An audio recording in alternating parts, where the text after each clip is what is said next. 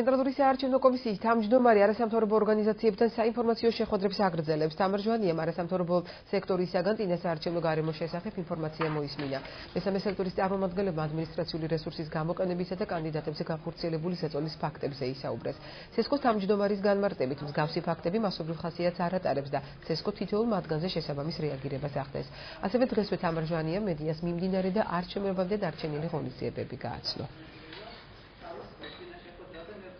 მოცემულ მომენტში გარემო არის არათანაბარი, მიმდინარეობს გარკვეული ზეწოლა პოლიტიკური პარტიებზე და მათ აქტივისტებზე.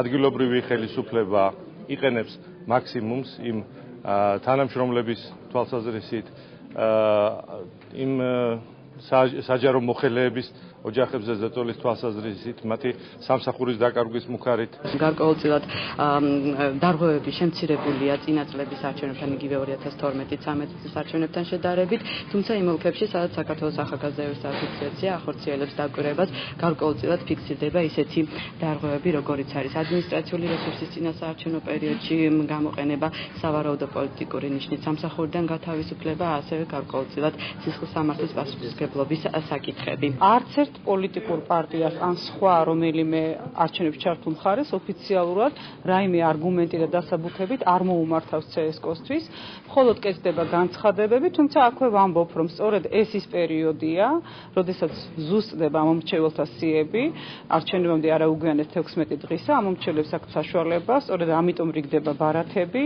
რომ დავაზუსტოთ თუ კი რაიმე უზუსტობა ამომრჩეველთა სიაში.